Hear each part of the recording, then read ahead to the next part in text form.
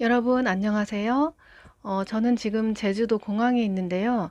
여기에 보시면 활주로가 있어요. 그리고 이쪽에는 바다도 보이고 제가 이제 이야기를 하는 동안에 비행기가 뜨고 내리는 거를 보실 수 있을 거예요. 제가 오늘은 에센셜 오일을 옛날부터 어떻게 썼고 또 이제 역사에 대해서 정리를 좀 해봤어요. 하다 보면은 기초적인 것들을 이제 알아야 되는데 그런 것들을 이제 배우고 싶어 하는 분들이 있어서 제가 준비를 한번 해봤습니다. 음, 에센셜 오일이 무엇이고 또 어디에서 추출하고 옛날에는 어떻게 썼는지 한번 알아볼게요. 아로마라는 것은 향이라는 뜻이고요. 테라피라는 건 치유라는 뜻이에요. 그래서 아로마 플러스 테라피는 향기 치유라는 뜻이죠. 향기가 없는 식물에서는 에센셜 오일을 추출할 수 없다라는 얘기죠. 지금 얘기 중에 비행기가 지금 착륙하고 있어요. 이쪽으로 보면은 정말 바로 가까이서 어, 쓰는 건 안 보이네요.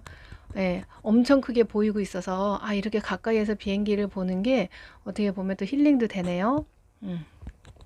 어, 아로마는 향이 나는 식물의 뿌리, 줄기, 잎에서 추출하는데 과일이나 씨나 껍질이나 이런 데서 추출을 하죠.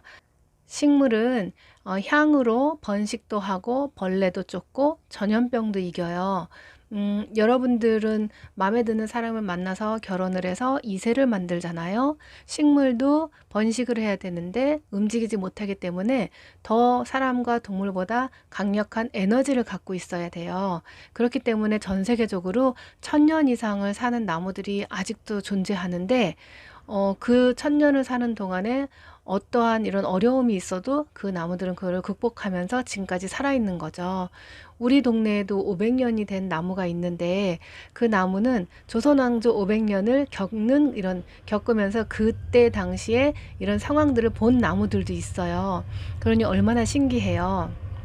사람과 동물은 공격을 받거나 위험에 처하면 도망을 가거나 대처를 할 수 있는데 식물은 불이 나도 그 자리에서 움직일 수가 없네요. 식물은 스스로 치유하는 능력을 가지고 있는데 바로 그것이 향입니다. 그래서 오늘은 향에 대해서 한번 알아볼게요. 이렇게 사람보다 에너지가 강한 식물을 에센셜 오일로 추출해서 사람과 동물에게 썼을 때 양리작용에 의해서 저희가 효과를 보고 도움을 받는 거예요. 식물을 사용할 때 옛날에 왕족이 뭐 사약을 먹을 때 보면 그 사약을 먹자마자 피를 토하고 죽잖아요.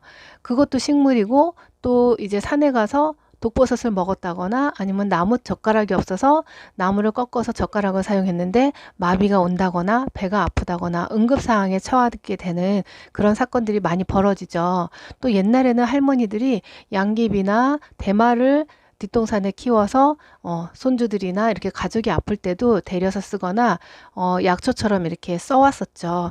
그런데 이제 대마나 양귀비가 환각을 일으킨다 그래서 지금은 사용을 하고 있지 않습니다. 가방을 서양에서는 백이라고 부르잖아요.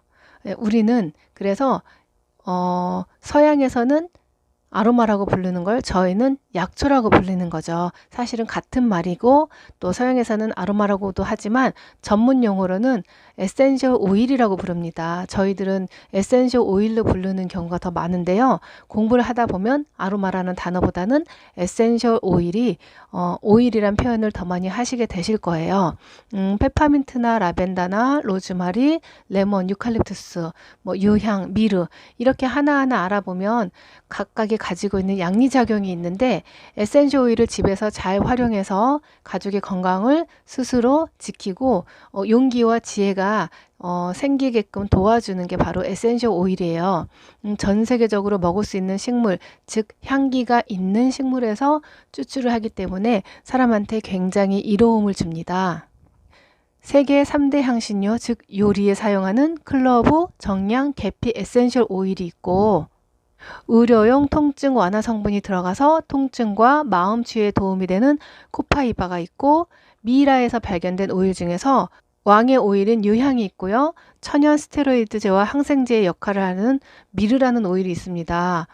엄마의 오일이라고 불리우는 라벤더, 머리끝에서부터 발끝까지의 성이 났을 때 잠을 재울 수 있는 에센셜 오일이고요. 2차 대전 때 병사들이 즐겨 쓰면서 전염병을 이겼던 멜라루카라는 오일이 있습니다. 역사 속에서 유명 인물과 함께 아로마, 즉 에센셜 오일도 유명세를 떨친답니다. 각 나라에서 사용하는 에센셜 오일들이 있죠. 기후, 토나 영양분에 따라 우리나라에는 사포닌 성분이 꽉 찬 인삼을 알아주죠. 이태리에서는 올리브와 리모넨 성분이 풍부한 레몬을 알아줍니다. 우리나라와 동양에도 약초가 있지만 더 좋은 약초가 전 세계에는 아주 많아요. 우리나라는 식물을 채취해서 말리고 달여서 쓰죠. 왜냐하면 양이 많지 않기 때문인데요. 오지나 밀림 속에 있는 식물들은 그럴 필요가 없어요. 왜냐하면 양이 많아서 에센셜 오일로 추출을 해요. 각 나라에서 사용하는 향신료가 있죠. 우리나라나 중국에서는 팔각과 쯔란, 고수, 산초, 파슬리, 생강, 마늘 등의 향신료를 쓰는데 따뜻한 차로도 많이 마시기도 하죠. 브라질 속 밀림의 원주민들도 주변에서 나는 식물들을 가지고 먹고 약을 대신해서 사용하고 있고요. 이태리에서는 레몬, 오레가노, 바질, 로즈마리 등을 고기 젤 때나 생선 요리, 각종 요리에 사용을 하죠. 음식의 독성을 없애고 맛의 풍미를 더하고 음식을 신선하게 유지시켜 줘서 배탈이 나는 것을 방지하고 또 몸도 따뜻하게 하고 소화에도 도움을 주고 있어요. 그래서 고기 요리할 때 페퍼민트 잎이나 오레가노 잎, 바질 잎 같은 거를 갈아서 위에다 뿌려주고 후추를 갈아서 고기 위에 뿌리고 스테이크 위에 잎을 올려놓죠. 데코용이라기보다는 소화하기 힘든 고기를 먹을 때 잎을 같이 먹어서 소화에 도움이 되라고 올려놓는 거예요. 각 나라의 에센셜 오일은 우리가 태어나기 훨씬 전부터 아플 때 민간요법으로 사용했는데 할머니가 뒤뜰에다가 대마나 이런 양귀비를 키워서 손주가 배가 아플 때나 몸 어딘가 안 좋을 때 활용을 해서 치유를 했죠. 여러분들 대마하면 환각을 일으키고 중독이 돼서 폐인이 되는 걸로 아는데 사실은 대마의 중독은 커피나 콜라 중독보다 약하다고 해요. 대마가 다시 옛날처럼 합법인 나라들이 늘어나고 있는데요. 환각을 일으켜 나는 슈퍼맨이다 하고 뛰어내리거나 남을 해하거나 중독이 돼서 손이 떨린다거나 이런 건 대마가 아닌 인간이 만든 마약 때문이에요. 적은 양으로도 사람을 죽일 수도 있고 강력한 환각과 독성을 일으켜요. 그런데 대만은 그렇지 않아요. 저는 종교인인데 하나님이 사람을 만들기 전에 식물을 만들어 놓으셨다고 믿죠. 사실 처음에 선악을 알게 하는 나무와 생명나무도 만드셨는데 인간에게 이로운 식물을 만들지 않으셨겠어요? 배고플 때, 아플 때 사용하라고. 근데 이렇게 좋은 식물들을 인간이 욕심이 많아져서 대마를 불법으로 만든 거예요.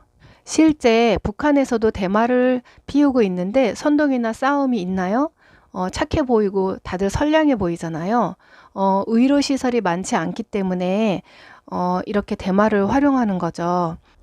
의사 선생님께서 말씀하셨는데 대마를 피우면 뇌세포와 신경이 살아나고 대마를 오래 피우면 그만큼의 폐의 기능도 좋아지고 대마를 피우면 이혼율이나 싸움이 줄어서 가족이 화목해진다고 하네요.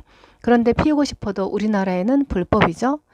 약은 만들어진 지 150년밖에 안 되기 때문에 그 이전에도 사람들이 아팠을 때 양리작용이 있는 식물을 써서 치유를 했어요. 그게 이제 대마나 양귀비나 어떤 식물인 거죠.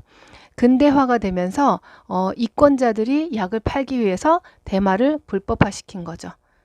불법화가 되니까 사람들은 쉽게 작은 돈으로도 마약을 만들어서 환각을 일으키게 하는데 조금만 먹어도 죽을 수 있으면서 효과가 있어요. 근데 그거는 화학적으로 만든 거기 때문에 사람한테 굉장히 안 좋은 영향을 미치는 거죠. 환각 증상이 심하다거나 중독성이 아주 높아요.